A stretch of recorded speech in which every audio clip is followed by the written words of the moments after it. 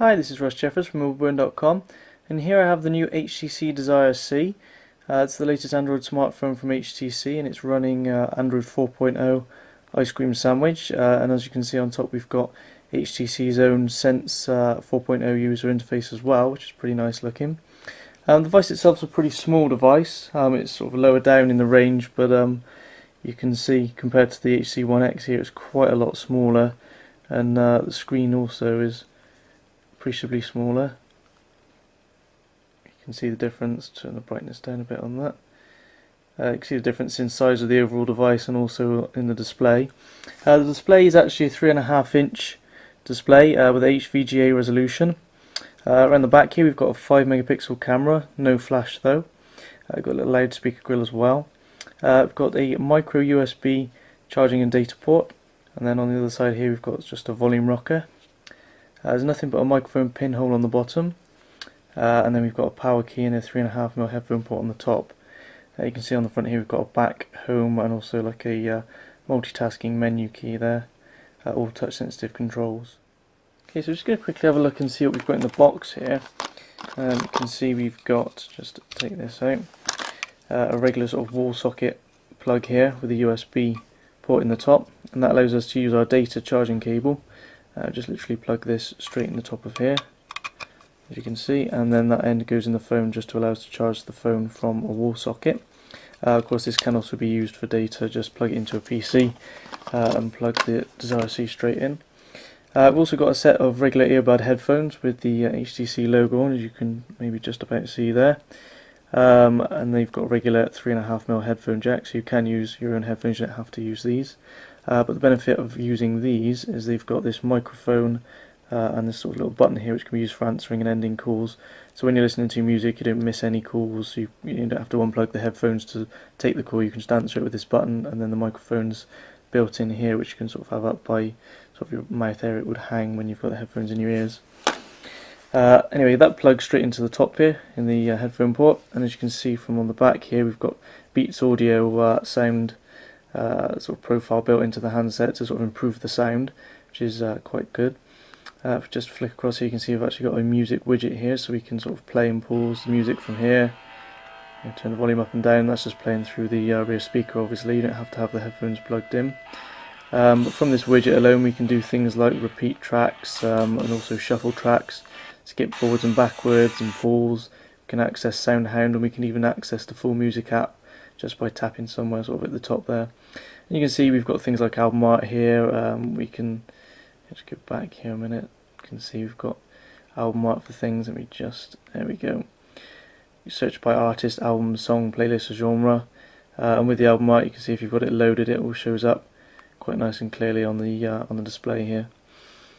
The phone is quite slow. I've noticed one of the things about it, it's only got a 600 MHz processor, so it's not the quickest. I mean, it's not too bad flitting around the menus, but I mean, even in things like messages, if we just quickly type something out, sometimes it can bog down and it sort of can't quite keep up. It's not going to do it for me now, just to spite me, but take my word for it, it can be quite slow. You can see the keyboard sort of jerked away then, it didn't sort of flow away as nicely as you would expect with, say, the HTC One X or one of the newer top-end phones. But you know, it's relatively quick, it does the job.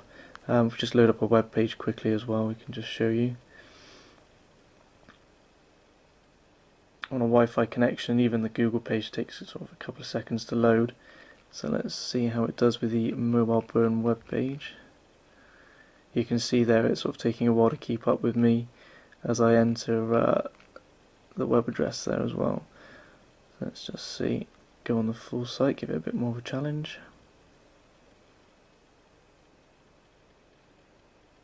You can see nothing really happens for a little while, and this is on a Wi-Fi connection with a full 50 meg broadband connection. But yeah, eventually it loads up relatively quick, but it's still, you can see there's sort of a bit of lag between what I'm doing with my thumb and actually what's happening on the screen.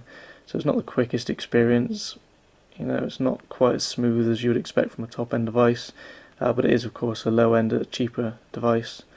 So I suppose you expect maybe a little bit of lag, but it's quite a lot of lag for me. I think it's more than I would have hoped to have in this handset.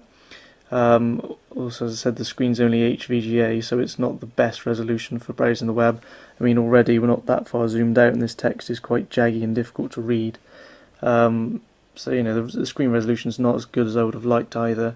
I mean, the specs of this phone mostly match the HTC Wildfire S, which was released over a year ago. You know, the same processor speed, the same megapixel camera, the same resolution of the screen, even though the screen is slightly bigger this time around. I mean, the only real upgrade you get is the slightly bigger screen. You get double the memory inside. We've got 4 GB built into this, and also you can upgrade it with a micro SD card, which I'll just show you now. If I just pull the rear cover off, we've got a micro SD card slot here. You can see the whole internal's red, which is quite neat, including the battery. And it takes regular SIM cards under here as well, not micro SIM. But yeah, I just find that really in a year I would have hoped that HTC would have sort of upped the specs of their low-end devices a bit more, whereas it seems to be mostly stuck with the same specs as previously. It's also got the same size battery, 1230 mAh battery that was in there. Of course, you do get Ice Cream Sandwich. You can see we've got sort of the multitasking menu here.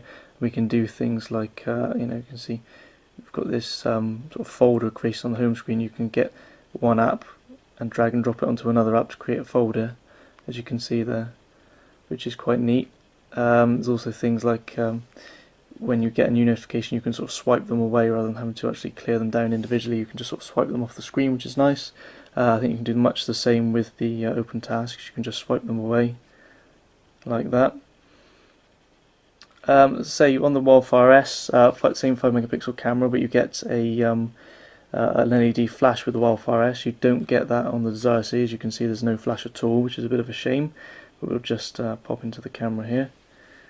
You can see fairly quick to respond if I just snap a photo.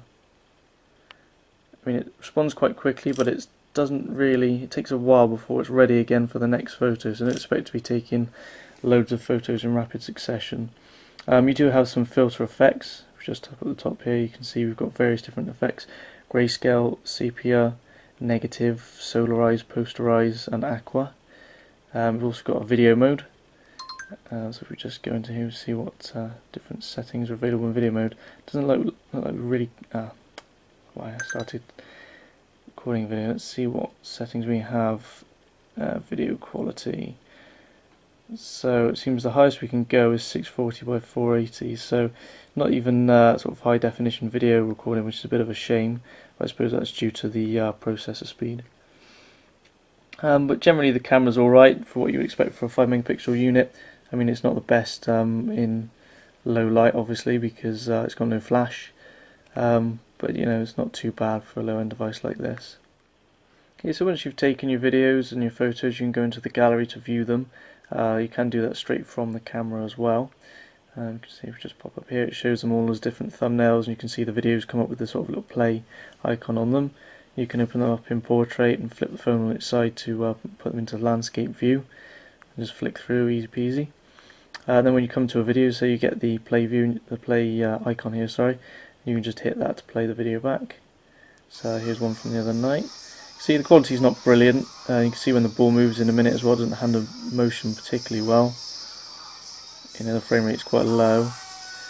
But it's decent enough for watching back on the screen. You know, it's certainly not HD, but then the screen on the phone is not HD, and I'm not sure that if you're buying this phone, you'd necessarily sort of upload the videos to a computer or a DVD player to actually play them back on an HD screen anyway. It's probably best for just sort of sharing with friends on Facebook or something like that. So yeah, it's got all the usual bits and pieces on it. The only thing is I'm just a bit disappointed in the fact they haven't updated the actual hardware very much since the HTC Wildfire S. So as I say, the processor is still relatively slow, the screen's quite low resolution, but altogether it's not such a bad phone. I mean, I really like the finish on this particular one. You can get it in white and black as well. As you can see, this red one is quite nice looking, sort of like a matte finish to it, and it's sort of a soft touch plastic too. So it's quite a nice finish. Not really a bad way to do a phone if you're going to use sort of plastics and that. It does still feel relatively high quality, which is quite nice. Anyway, that was a quick look and review of the HTC Desire C. This is Russ Jeffers from MobileBurn.com.